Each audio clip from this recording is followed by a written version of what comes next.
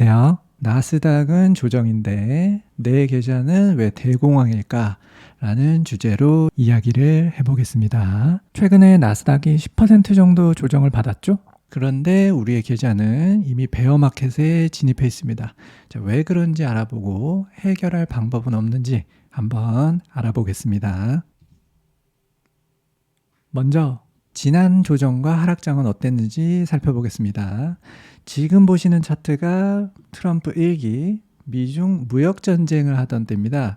자, 이 당시에도 지금이랑 분위기가 비슷했습니다. 트럼프가 트위터로 관세를 때리네 마네 협상을 하네 마네 하면서 불확실성이 엄청 높아졌던 시기고요. 자, 2018년 MDD는 마이너스 23%, 그리고 RSI는 32 정도 내려왔었습니다. 자, 그런데 크리스마스 때죠? 갑자기 트럼프가 지금 미국 주식을 살 절호의 기회입니다 라고 거의 정확하게 저점을 찍어줬습니다. 한마디로 트럼프 풋이 나왔었고 그 뒤로 쫙 반등한 것을 보실 수가 있습니다. 자, 다음은 2022년도에 금리 인상 사이클에 GDP 성장률 마이너스를 한번 살짝 찍고 침체라면서 하락장이 왔었죠. 이 당시에 1년 내내 흘러내려서 정말 힘들었던 기억이 있으실 겁니다. 자, MDD는 마이너스 37%, RSI는 30 이하로 내려왔었습니다. 다음은 트럼프 2기, 지금이죠? 2025년. 지금은 중국을 포함한 미국 주변국들과도 관세 전쟁을 하고 있습니다. 이때가 트럼프 당선인데 관세 전쟁을 본격적으로 시작하면서 트럼프 선반영은 전부 빠졌습니다. 거기다 지난 2년간 시장이 두 자리 수익률로 올라서 PER이 과거보다 높은 데다 트럼프 때문에 침체 빠지는 거 아니냐, 그러는 심리가 변동성을 더 키우고 있습니다.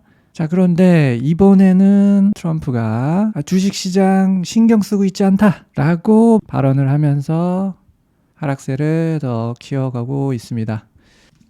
자, 이제 여러분과 저의 현재 계좌 상태를 보겠습니다. 예탁결제원 3월 5일 보관금액 기준이고요. 3월 17일 기준으로도 큰 변화는 없습니다. 보시면 베타가 1이 넘어가는 종목들이 꽤나 포진되어 있는 것을 보실 수가 있겠습니다. 그래서 여기 15종목으로 포트폴리오를 구성했다고 하면 베타가 2.03이 나옵니다. 시장 전체 베타가 1이니까 시장보다 2배 정도의 변동성을 보일 겁니다. 자, 그러면 2배 정도의 베타가 어느 정도인지 한번 보겠습니다. 우리의 포트폴리오를 KOR로 표시한 그래프가 되겠습니다. 개별 주식이나 섹터 ETF들은 각각의 이슈가 있어서 꼭 이렇게 움직이는 것은 아니지만 현재 베타를 기준으로 한번 보겠습니다. 시장이 10% 정도 조정을 받으면 우리의 계좌는 이미 베어마켓에 진입을 합니다. 그리고 시장이 더 하락해서 하락장에 진입을 하면 우리의 계좌는 40% 마이너스가 되는 상황이고요. 그리고 만약에 시장이 30% 하락을 했다, 그러면 우리의 계좌는 반토막 이상이 나겠습니다. 그 이하로는 엄청난 변동성을 확인해 보실 수가 있겠고요. 자, 반대로 수익이 나면 시장보다 수익이 더 날 수 있는 거 아니에요? 네, 맞습니다. 그런데 자신만의 철저한 투자 원칙과 계획이 없으면 우리는 이익보다는 손실에 대한 변동성을 크게 인식하게 되는 손실 회피 편향 때문에 시장 수익률보다 높은 알파 수익률을 거두기가 어렵습니다. 자, 쉽게 말해서 10% 수익이랑 마이너스 10% 손실이랑 같은 10% 변동성이잖아요. 그런데 마이너스일 때를 훨씬 크게 느끼는 겁니다. 그래서 비슷한 수익률이라고 하면 변동성을 낮추는 것이 장기적으로 투자에 성공할 가능성이 높습니다. 이 차트는 우리의 포트폴리오에 있던 레버리지 종목들을 한번 살펴보겠습니다. 거치식으로 5년 동안 투자했을 때의 총 수익률 결과입니다. 반도체 3배 SOXL, 고생이랑 고생은 다 하고 수익률이 어떻습니까? 시장 수익률 S&P 500이랑 비슷합니다. 그 다음 QQQ 151%. 자, 여러분들 여기 보이시나요?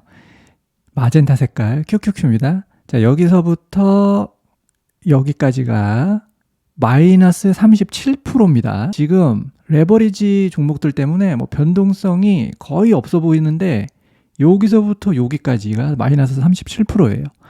여긴 뭡니까? 막 몇백 프로 올랐다가 막 마이너스 90% 이상 빠지고 지금 난리도 아니죠. 그 다음 TQQQ 나스닥 3배 레버리지 320%.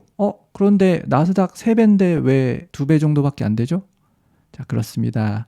레버리지는 하락을 이렇게 한 번씩 맞으면 수익률이 확 날아갑니다.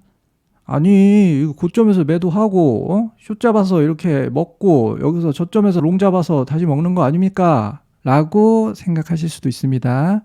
그게 가능하신 분들은 그렇게 하셔서 수익을 내시면 되고, 근데 과연 우리는 고점에서 숏을 쳤을까? 한번 확인해 봤습니다.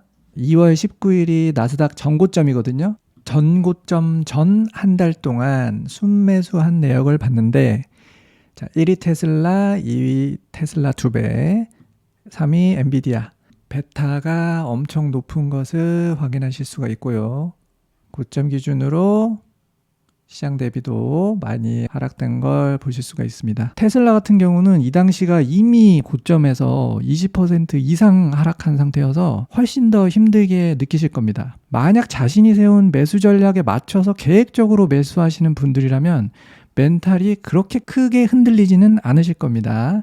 하지만 지금의 변동성 때문에 스트레스로 일상생활에 방해받는 정도로 괴로운 상태라면 베타를 낮추는 것을 고려해 보시는 것도 좋을 것 같습니다.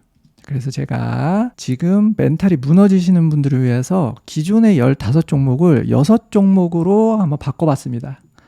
자, 적자 기업과 레버리지 ETF들은 빼고 기존의 개별 종목들이 비중 있게 포함된 ETF랑 상대적으로 저변동성인 ETF, 그리고 개별 종목의 아쉬움을 달래고자 베타가 높지만 5% 정도로 개별 종목 하나를 넣었습니다. 자, 이렇게 되면 전체 베타가 1.13으로 상대적으로 편안합니다. 여기에 현금 비중을 30에서 40% 정도 가져가면 정말 꿀잠 잘 수 있는 포트폴리오가 완성이 되겠습니다. 자, 그런데 반등이나 순환매가 돌 때 엇박자가 나게 되면 멘탈이 더 흔들릴 수가 있기 때문에 서서히 리밸런싱 하는 게 나을 수 있습니다. 자, 정리를 해보면 첫 번째로 메타인지를 통해서 자신이 어느 정도 변동성에 견딜 수 있는지 멘탈을 확인을 해보시고요. 그것을 바탕으로 현금 비중과 포트폴리오 베타를 적절하게 조절하시면 하락 시의 변동성을 너그럽게 받아들이실 수 있을 겁니다. 끝으로 찰리먼거님의 명언으로 마무리를 해보겠습니다. 장기적으로 뛰어난 투자 성적을 얻으려면 단기적으로 나쁜 성적을 견뎌내야 한다. 여러분들의 성공적인 투자를 진심으로 응원하겠습니다. 감사합니다.